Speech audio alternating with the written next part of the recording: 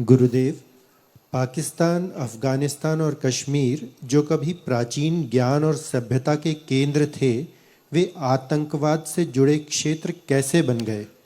इन क्षेत्रों के सामूहिक कर्म, कलेक्टिव कर्मा ने इस परिवर्तन में क्या भूमिका निभाई है? भाई, तुम्हारे पास बहुत ज़्यादा समय है तो बैठ के विश्लेषण करो।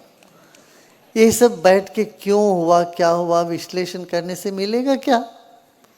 अभी हमें क्या करना है इस पर सोचो। सब जने, सब जगह लोग अच्छे हैं, कुछ ऐसे लोग भी हैं जिनका दिमाग विकृत है। ऐसे विकृत लोग दुनिया भर में हैं। इन लोगों के दिमाग ठीक करना तो अपना काम है, अपना ये करते जाएंगे। ज्ञान का भंडार खोलो, सब लोग उसका रस लेंगे तो परिवर्तन होता रहेगा। हमें यही सोचना चाहिए, हमारे पास जो खजाना है, ज्ञान का भंडार है, इसको हमने वितरण नहीं किया, अपने आप में रख के बैठ गए थे। ये भी एक कारण हो सकता है, मगर उस पे खोजने, उस पे पढ़ने की कोई ज़रूरत नहीं, अपना काम करते चलेंगे। क्या क्या ख्याल है?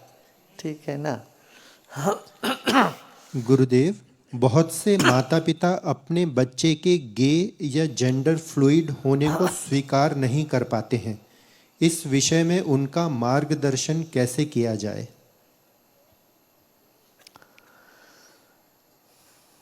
अब देखो, आप अपने आप को इस तरह से कोई पट्टी नहीं अपने ऊपर लगाओ। ये जानो आप नूर हो, आप एक ज्योति हो। ये सब टेंडेंसीज जो है ये तो बदलते रहते हैं भाई, ये आते हैं फिर जाते हैं। इन चीज़ों में इतना ज़्यादा मातापाची करने की कोई दरकार नहीं है। हाँ, कितने लोग शादी कर लेते हैं, बच्चे हो जाते हैं, उसके बाद उनको लगता है मेरा तो रुचि इसमें नहीं है, मैं तो दूसरे टाइप का हूँ, इस तरह से मन में होने लगता है। और उसके उल्टा भी हो रहा है। इसलिए मैं कहता हूँ आपके भीतर दोनों स्त्री तत्व भी है, पुरुष तत्व भी है, और आप इन दोनों तत्वों से परे हो। आप आत्मा हो, आप चैतन्य हो। इस पर ध्यान दो, आध्यात्मिक पथ पे चलोगे ना, बाकी ये सब शारीरिक और मानसिक ये सब जो जंजाल में फंस के खुद को भी दुखी, दूसरों को भी दुखी करते ना, इससे बाहर आ जाएगा। ठीक है? जीवन आनंदित, जीवन में आनंदित रहोगे, औरों को भी खुशी लगे आओगे। गुरुदेव, जब मैं नशे की बुरी आदतों में था तब भी मेरे परिवार को मुझसे समस्या थी। अब जब मैं आर्ट ऑफ लिविंग के कार्यक्रमों का पालन कर रहा हूं तब भी मेरे परिवार को मुझसे समस्या है। मैं क्या करूं? कन्नड़ में एक बहुत अच्छी एक गीत है, और वो कहते हैं कि जो लोग पसंद करते हैं वो चीज़ यहाँ दुनिया में है नहीं। कैसे? गर्मी में बोलते हैं अरे बहुत गर्मी, सर्दी में बोलते हैं अरे भाई सर्दी, और बारिश होते अरे भाई शनि, बारिश बंद नहीं होता। तो इवरु मेಚ್ಚುವ वस्तु इल्लिल्ल जोके, अरे भाई सब खबरदार रहो, इन लोगों की पसंद की चीज़ यहाँ हो ही नहीं सकता। जो बैठे हैं उसको बोले अरे क्यों बैठ गया, जो चल रहे हैं वो बोले तुम कहाँ दौड़ रहे हो, तो जो लेट गए तो बोले देखो लेटा रहा है, आलसी बोलते हैं। तो लोगों को खुश करने के लिए प्रयत्न करने रहे वो नहीं संभव है। तो अपने आप में प्रसन्न रहो, खुश रहो। तुम्हारा जीवन में जो परिवर्तन आया उसको देख के फिर लोग आगे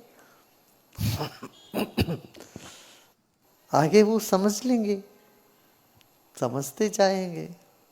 ठीक है ना? गुरुदेव, जब कोई बार बार रैगिंग करता है, मेरा मजाक उड़ाता है और वह बहुत ही निम्न स्तर का होता है, तब मैं कैसे प्रतिक्रिया करूं? अच्छा सुनो, प्रतिक्रिया नहीं करना, उसको उसके साथ क्रिया करो। अच्छा उसको बोलो, अरे आप बहुत अच्छा इंसल्ट करते हो भाई, इससे भी और बेहतर कर सकते हो क्या? पूछ लो उनसे। अच्छा आपने इतना अच्छा हर्ट करते हो, और इससे भी ज्यादा मजाक को उड़ा सकते हो क्या? उड़ा को देखते हो। ऐसा करके बोलो, उड़ाओ और उड़ाओ, देखते क्या करते। हम सीना थान के खड़े हैं, बोलो तुम कितना गाली देना चाहे, गाल इससे बेहतर दे सकते तो ये दे दो, देखता हूं। करके तो देखो एक बार। अरे झुकना नहीं किसी की गालियों में, किसी की रैगिंग में तो टूट मत जाओ, खड़े रहो ऐसे सीना थान के। देखो वो सब शर्मिंदा होके भाग जाएंगे।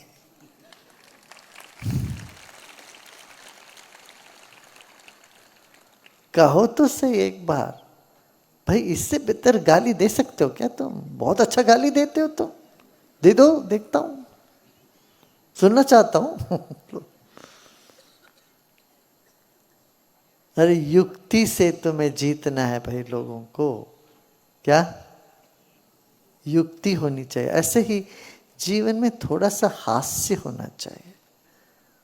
हास्य रस होने से किसी भी तरह की संघर्ष को तुम आसानी से पार कर सकते हो।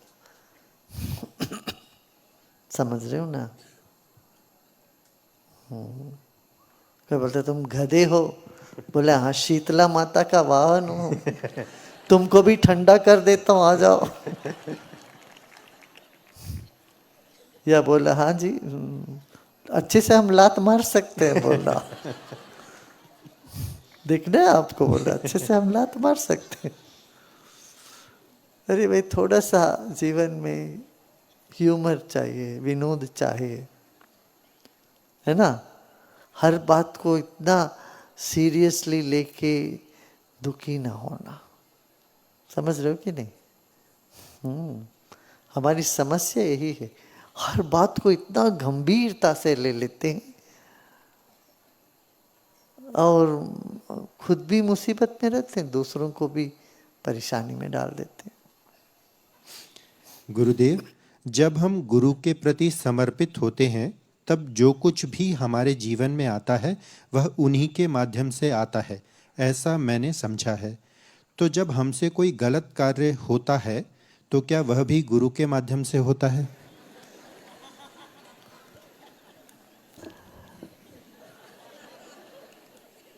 अच्छा ये तुम तरकीब निकाल लिया क्या? अपना गलतियों को करने के लिए लाइसेंस लेना चाहते हो? ये है ज्ञान का दुरुपयोग है, ऐसा नहीं करना है। जब गुरु से विमुख होते हो तभी तुम गलत करते हो। जब तुम प्रकाश के सामने देख रहे हो तो कहाँ तुम्हें परछाई दिखेगी? जब रोशनी से विमुख होते हो तो परछाई दिखती है। गलती तो सिर्फ ऐसी परछाई जैसे है। अब तुम प्रकाश के सम्मुख नहीं हो, कहीं मुंह फेर लिया तभी हुआ है।